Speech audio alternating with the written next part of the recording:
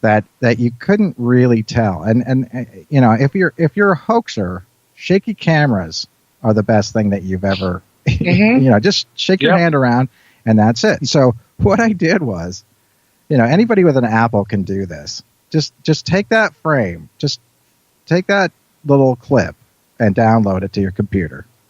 And I'm not saying distribute it. All I'm saying is put it into iMovie and put the stabilization on, and you'll see exactly what it is. And I did that, and I don't comment on it. I'm not going to say it's one thing or another, but you can definitely form your own opinion about what it is when you stabilize that down, and do that. You know, and that's the type of thing that, you know, people, you know, but people want to believe, Richter. This is the thing, desperately want to see it. You know, and that's one of the... Yes. Yeah. That's true. I would like to see a Sasquatch if it's real. Absolutely. Yeah. You know, but the belief, you know, one of the things I hate is when people say, I believe in Bigfoot. Take the belief out and say, I think Bigfoot's real because ... Whether it's because you saw something that didn't, you know, make sense to you in the woods. That's definitely not a bear. It was walking on two legs. It's got to be a Bigfoot. Okay. Therefore, you saw something that looks like to be a Sasquatch. Right. You know, like I said earlier, Bigfoot is 110% belief based. Let's take the belief out and let's put the science first. Because with science, things can be tested. For instance, everybody has their own theories on what Sasquatch is. Your forest friend, there are people, etc., etc. Okay, in order to have a theory, you must have a specimen to derive a theory from. Yeah. We don't have that. All we have is hypothesis. Since there is no Bigfoot body, you could be on the fence, Kevin. Bigfoot's your spirit creature that can transform into orbs of energy. And I could be on the scientific fence saying it's a relative of the Gigantopithecus. It doesn't matter. Both thoughts on the subject are equal because there's no body. Right. And as a scientific thinking individual, I have to accept that. I have to accept people like Dr. Matthew Johnson with their claims of Bigfoot being shapeshifters and traveling through portals, etc., etc., etc. We don't have proof, nor does he. So all of this is conjecture until we get something. Right, and I think you're really right on the money, and that, but the thing that seems to be part of the issue is that people really take a position, and then they're not willing to look at anybody else's thing, or they're mad at Dr. Meldrum because he's not doing exactly what they want him to do or whatever. And that's a very difficult position to be in for him because he's a full professor at a major university, and you know he's actually taking steps, in my opinion, to try to further it. But you can't necessarily go all out on it simply because of the fact that, you know, and a lot of people don't realize that, you know, anthropologists and archaeologists and these people who do these different types of research, you know, they've been caught in too many different traps in the past, you know, like Piltdown Man or, you know, the Java Man or something like that, where it's like two pieces of something split together and therefore it's real. But then whenever you start to carbon date things, it's not exactly the way it goes. So you have to be very, very wary. And so I think that people get mad because they're like, oh, well, I've got this evidence, I'm going to send it in.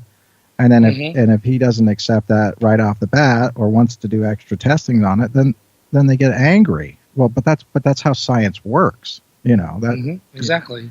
Yeah. And so what I think is interesting was when you were on the $10 million Bigfoot bounty, and I kind of, you know, if you wouldn't mind, give us sort of a kind of a background on how you ended up there. So you've got your interest. Yeah, go ahead.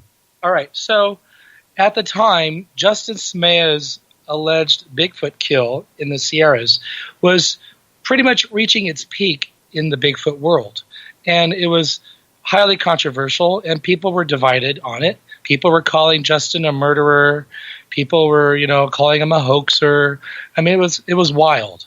And Bigfoot Evidence, the website that Sean Evidence created, was extremely popular at the time and was getting a lot of hits over the Justin Smea kill story. And Spike TV was casting for a reality competition show like The Amazing Race Meets Big Brother. And they did a search, Bigfoot, and of course, Bigfoot Evidence comes up.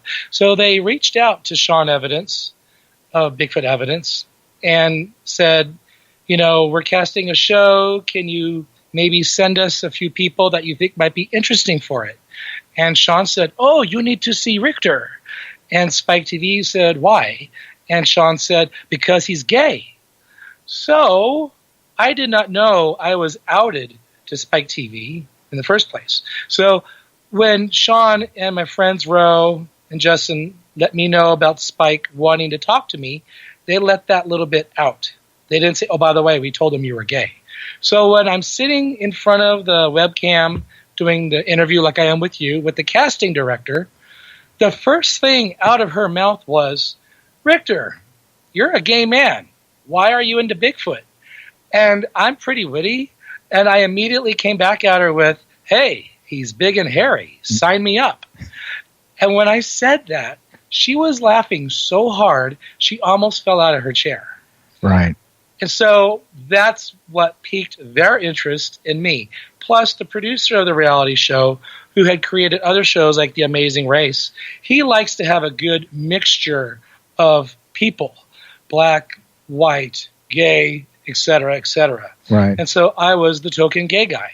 Now, Kevin, because I had already established myself as a Bigfoot artist and doing an interview show like this on YouTube called After Hours with Richter, I had already made a little bit of a name for myself in the Bigfoot circles and being openly gay.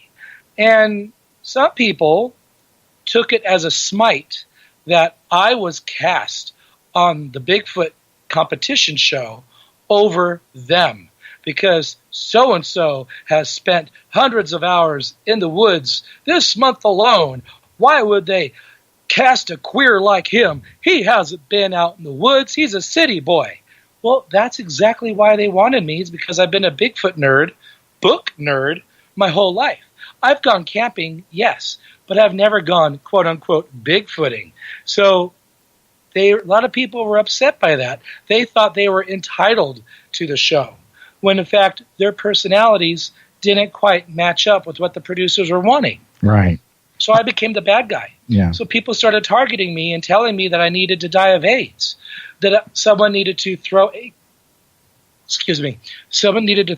copperhead snake into my tent, etc., etc. It was horrible. Yeah. And all I was doing was accepting an amazing opportunity to be on a TV show on a subject that I absolutely love. How lucky is that? Yeah. Well, I think it's a tragedy that, in a lot of ways, people, they don't necessarily understand, Richter, how these shows are cast and how this all works out. Because of the fact that you've got to have people who are different. The last thing they really want is to have 8 groups of Bigfoot friends who are out there who all think they're all awesome and they all get along. You know what I mean? Right. They want drama. They want drama, and they want to have the picture where Justin Smea says, "Yeah, I shot the mom, and then I shot the kids, and everybody else that's like TV gold. You know what I mean? Right. Yeah. Because that's what people want to watch. You weren't being, and it's funny because after the show, I think that you actually have done the most to impart to other people what you were taught as far as DNA collection and things like that. Yes. Whereas other people haven't done that. Correct. I learned a great deal. I took a crash course from Dr. Todd Disotell from New York University on how to collect DNA. All of us teams on the show were given DNA kits made by him, and he told us what to do. Let's say, for example, your listener right now does not know how to collect DNA. Well, paper bags are great for hair. Don't use plastic. Always wear a mask and wear sterile gloves. Always date and time and the GPS coordinates. Take diligent notes. Take photographs of whatever it is you're finding. For example, on the show, because we had such a short amount of time to go out into the woods and find any kind of questionable evidence, and we're on a deadline. All right, you have an hour to finish up and wrap it up. Bring back something. If you don't bring back something, you're going home. Well, you know what? I found a piece of black moss. It looked like hair. By golly, I grabbed it. Because it was a competition show. We couldn't go back empty-handed. Well, guess what I learned? Moss differs from hair because moss grows in different directions from a single strand. Hair doesn't, unless you got split ends. Nonetheless, it was definitely a crash course in how to collect fecal matter. Oh, my God. All the poop that we had to bring back. It was technically bear poop, but it's something. Maybe Bigfoot did it. I don't know. And what part of the Bigfoot poop would you collect? The whole sample or just the tip? Well, guess what? You want just the tip because that's where all the cell particles are going to be from the creature's rectum. Right. I mean, we got right down to the science. Yeah, and it is interesting that I had never known that basically the sort of the first boys through the recon unit right. is that's all you need. The turtle head. Yeah, exactly. Yes. I meing, anything. That's the part you want. Anything past that, is kind of an So what was that like? Trying to be with. I mean, obviously you knew some of these other people. At least you right. know. Yeah. Because Bigfoot is a small world, and I knew Justin Smea, and I knew his partner Rose Sahibi. I knew the person who I consider to be a lunatic, Michael Merchant. Yeah. Let's see who else. His partner Kat, I did not know, but I had heard of. So there were some familiar people brought onto the set to have an established camaraderie because the show was based on hunters versus squatchers. Right. And I was a squatcher. And the hunters on the show was Donnie and Darnell, an African-American father and son team from Oregon. The two girls that were hunters. So, it was a good mixture, for drama. Yeah, and that is, I mean, it is a good, I mean, to put Michael Merchant and you in the same house for a while, that's a smart move. I mean, you guys go at it hammer and tong. I mean, that's what you do, and that's why I think a lot of times people, they don't sort of understand that, that's right. Yeah. Right. It wouldn't. Yeah. Go ahead. I've got something to add. Oh no. Go ahead. Okay, so we're now taping the finale, and no one found Bigfoot, so therefore no one won the $10 million. However, the last team standing, which we now know to be, spoiler alert, Stacy Brown and his buddy David, they won a grant for $100,000. Right. So it was all of us to vote on who should win. And the last two teams standing was Michael Merchant and Kat and Stacy and David. Well, Michael, being the person that he is, caused quite a few problems with his partner in the final Bigfoot hunt, whereas Stacy and David were committed to getting the evidence and worked cohesively. Mm-hmm. And so when it came to me to voice who I'm voting for, I said Stacy Brown and David. They did an excellent job. They worked perfectly as a team. They were cohesive, et cetera, et cetera. Pretty much every single team sided with me on that, except for maybe one that was for Michael and Kat. And then the judges decided Stacy and his partner won. However, Michael Merchant took it personal. Yeah. And when the show ended that night, I was kicked out of his Bigfoot group on Facebook, and I was a trader, and that's not